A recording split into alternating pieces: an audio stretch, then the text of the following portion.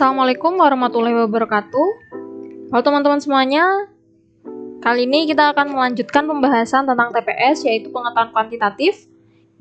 Soal selanjutnya yaitu jika A lebih besar dari 0 dan B kurang dari 0 dan C-nya kurang dari 0, maka pernyataan yang pasti benar adalah, kalau kita lihat di sini, kalau nilai A lebih besar dari 0, berarti di sini nanti nilai A pasti selalu positif.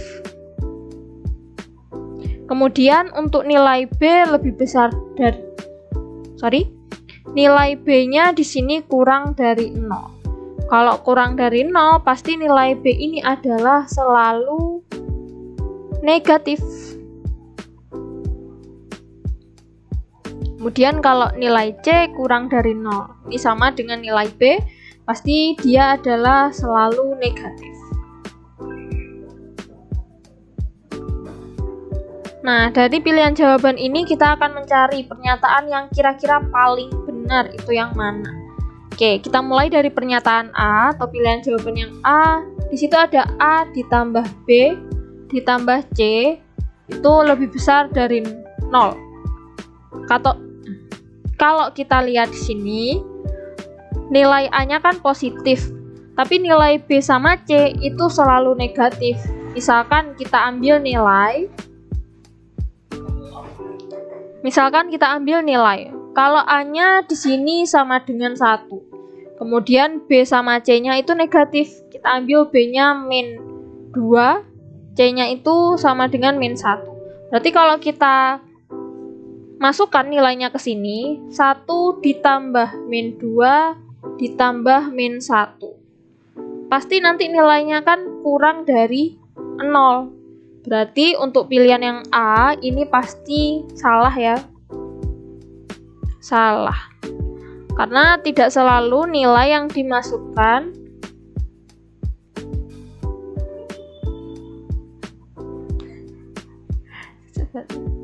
untuk pilihan yang A, di sini ada A ditambah B ditambah C, nilainya lebih besar dari 0. Kalau kita lihat di sini, A-nya kan pasti selalu positif. Terus B sama C-nya dia negatif.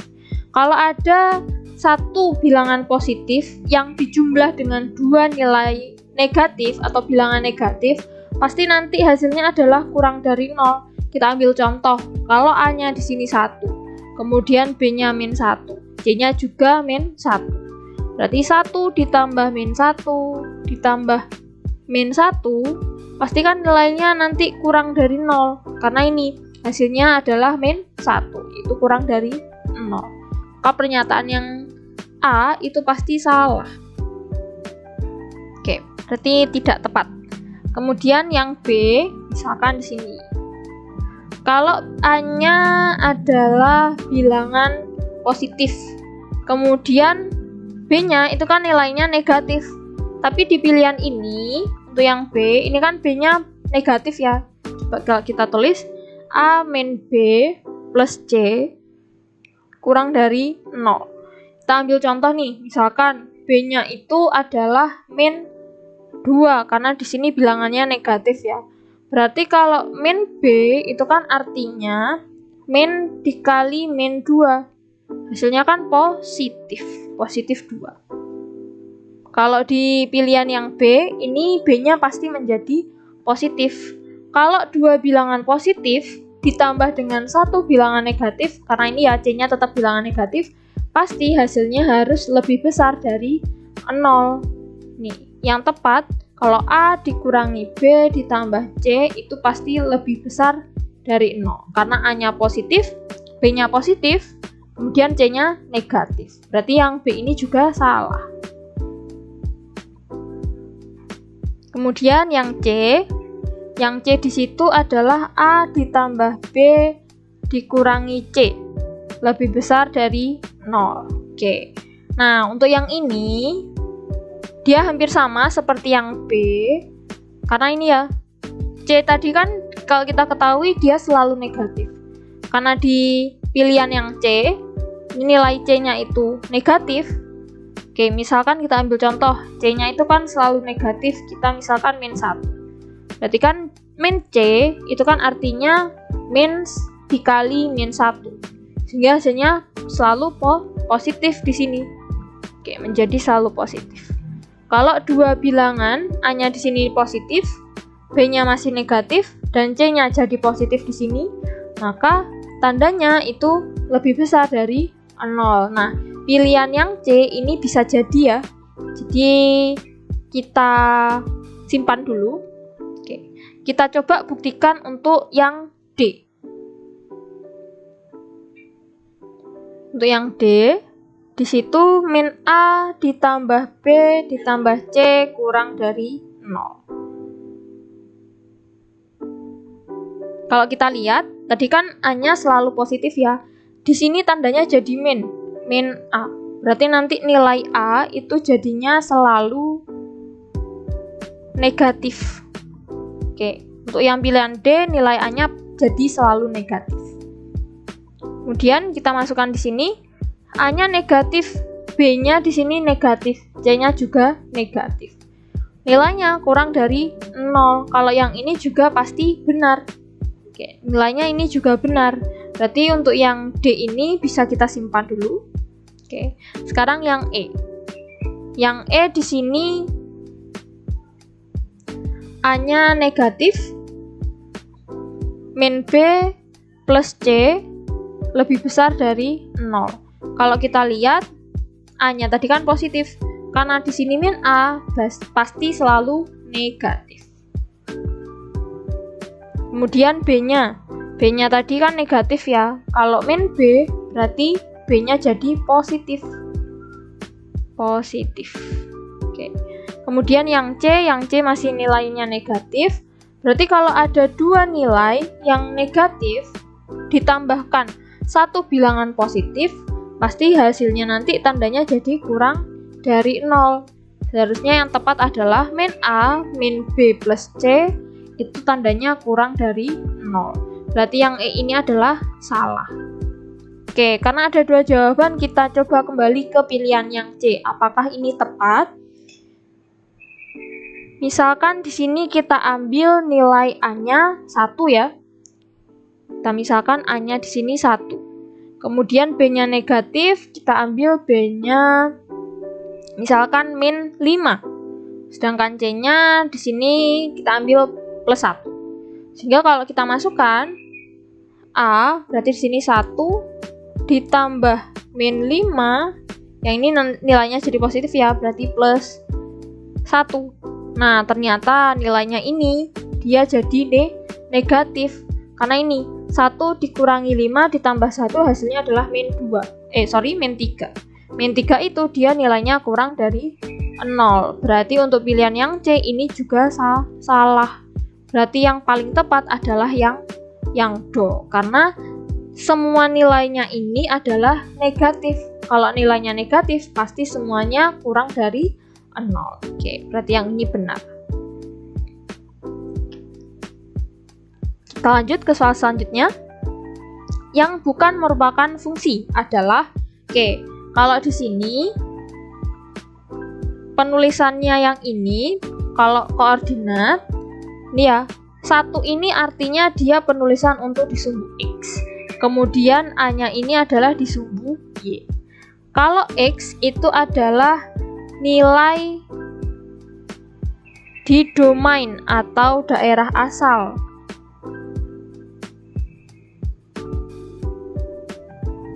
Kemudian kalau Y ini adalah hasil pemasangan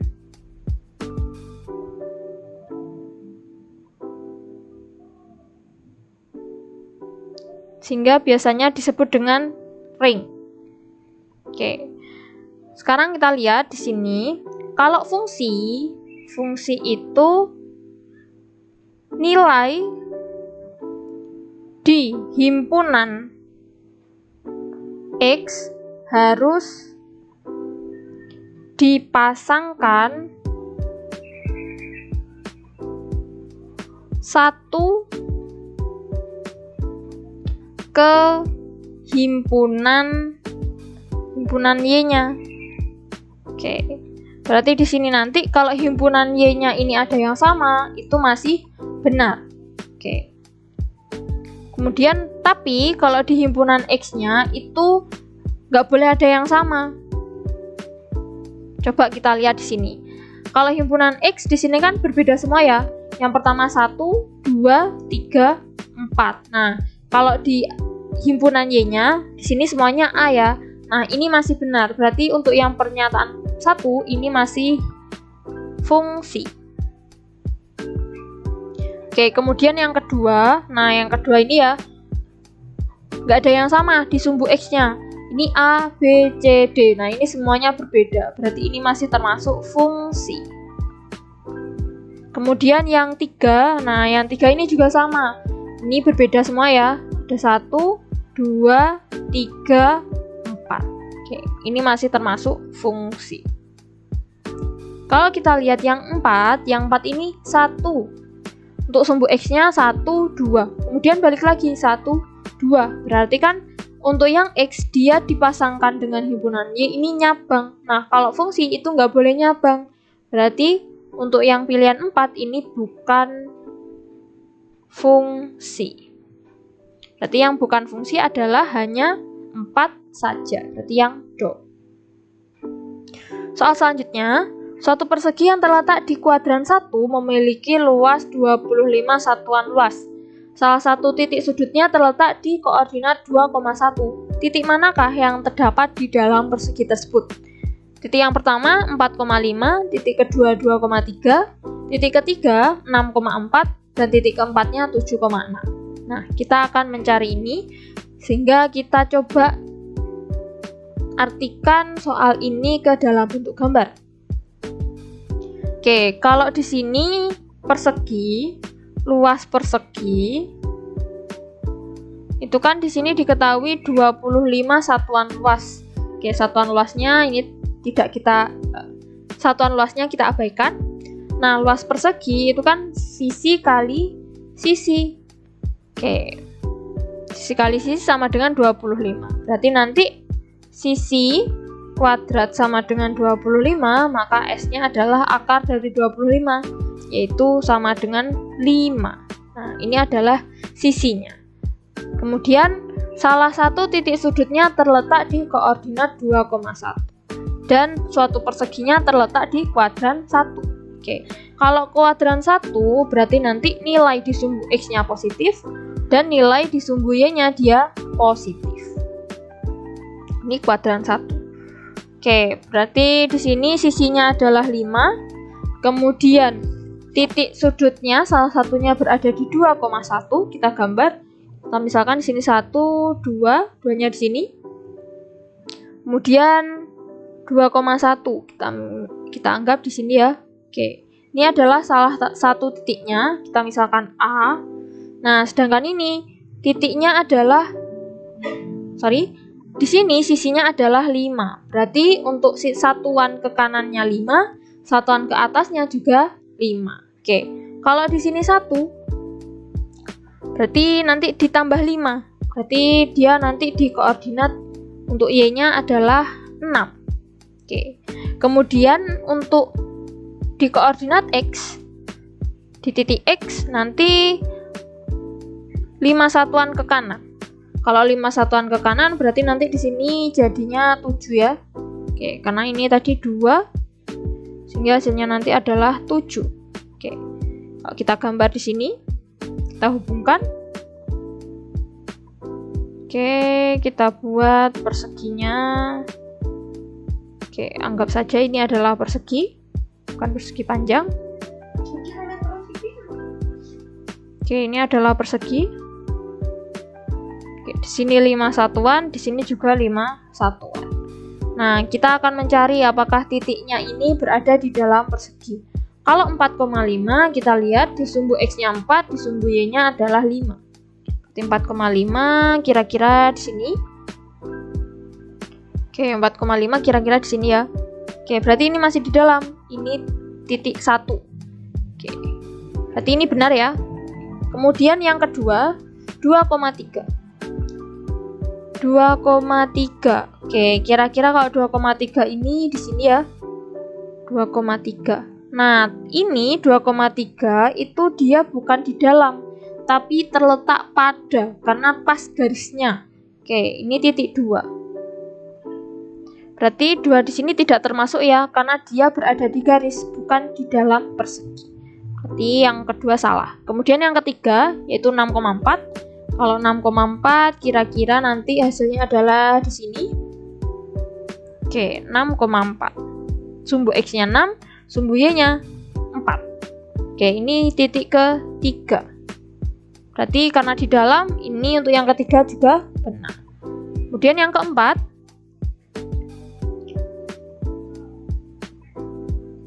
yang keempat ini nggak perlu kita cari, karena ini sudah didapatkan 1 dan 3 saja yang benar, karena 2 tadi salah. Berarti jawaban yang paling tepat adalah yang B. Kemudian kita lanjut yang nomor 34. Ibu memiliki 3 orang anak. Jumlah umur 2 anaknya berturut-turut adalah 30, 42, dan 48. Manakah hubungan yang benar antara kuantitas P dan Q berikut berdasarkan informasi yang diberikan. Untuk nilai P itu sama dengan 32 tahun. Untuk Q adalah umur anak tertua. Oke. Kita ambil permisalan di sini.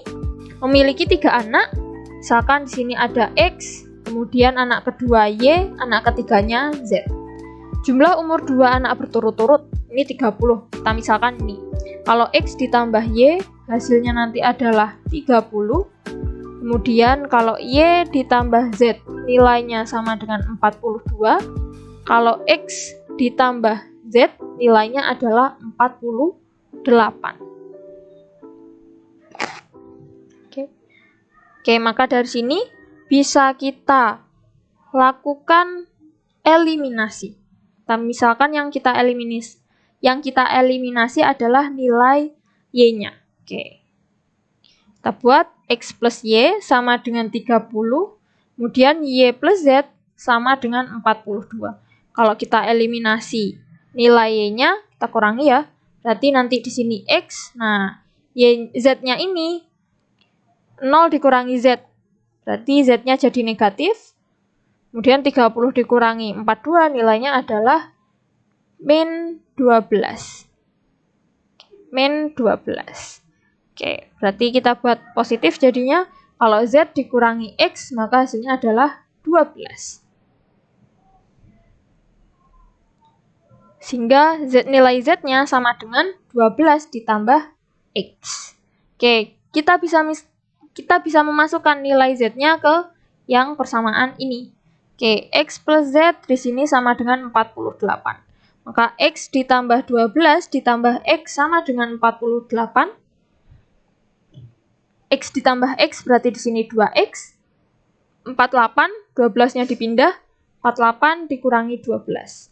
Maka 2X sama dengan 36 atau X-nya adalah 18. Oke, ini masih X-nya saja. Kemudian Z-nya kita dapatkan nanti, karena memasukkan nilai X-nya, maka 12 ditambah 18, hasil nilai Z-nya adalah 30. Kemudian nilai Y-nya yang belum kita dapat. Oke, kita masukkan Y ditambah Z sama dengan 42, maka Z-nya kita masukkan, Y ditambah 30 sama dengan 42. Sehingga Y-nya sama dengan 42 dikurangi 30, maka Y adalah 12. Oke, umur anak tertua, berarti yang paling tua ini adalah 30. Oke. Nilai P dan Q di sini 30. Oke, hubungan P sama Q apa? P-nya ternyata adalah lebih besar dari nilai Q. Berarti yang paling tepat adalah yang B. Soal nomor 35. Pada pukul 8.30 WITA, bayangan sebuah pohon yang memiliki tinggi 7,2 meter adalah 12 meter. Pada saat yang sama, bayangan sebuah gedung adalah 6,6 meter. Manakah hubungan yang benar antara kuantitas P dan Q yang berikut berdasarkan informasi yang diberikan? P di sini adalah tinggi gedung, kemudian Q di sini adalah 4. Oke, bayangannya pohon sama gedung, ternyata dia menyatu. Kita bisa menggambarnya.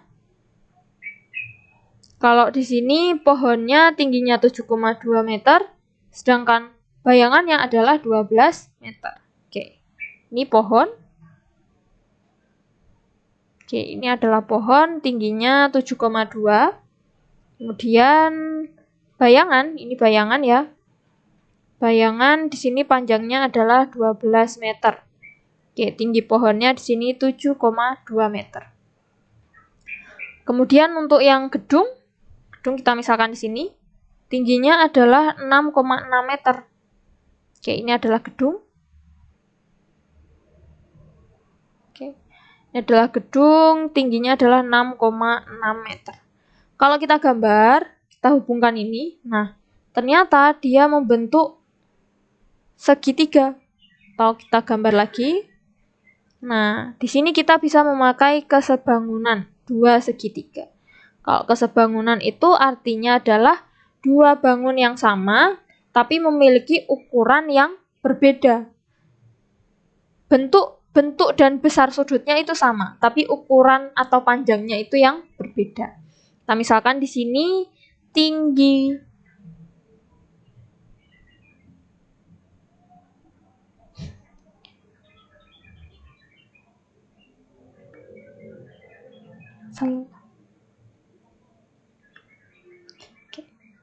Sorry ya, di sini yang 6,6 meter adalah tinggi bayangan, bukan tinggi gedung ya. Oke, tinggi bayangan. Di sini adalah tinggi bayangan. Jadi tinggi bayangan yang ini sampai ke sini adalah 6,6 meter. Kalau kita gambar di sini 6,6, kemudian dari sini ke sini itu panjangnya 12. Kemudian tinggi pohonnya adalah 7,2. Nah, kita misalkan di sini T. Oke. Kalau kita pakai perbandingan untuk kesebangunan, berarti di sini nilai T akan sebanding dengan 7,2 karena bentuknya itu sama. Kemudian yang sini, oke, karena pohonnya ini terletak di atas ya, berarti perbandingan selanjutnya juga mengikuti. Bayangannya di sini di atas juga 6,6 dibanding dengan bayangan pohon yaitu 12. Oke, kemudian kita lakukan perkalian silang, maka hasilnya 12T sama dengan 6,6 dikali dengan 7,2. KT-nya sama dengan 6,6 dikali 7,2 dibagi dengan 12. Kita sederhanakan untuk 7,2 dibagi 12. Maka di sini 1, di sini adalah 0,1. Jadi, ini hasilnya adalah 0,6. T-nya adalah 6,6. Kita kali dengan 0,6.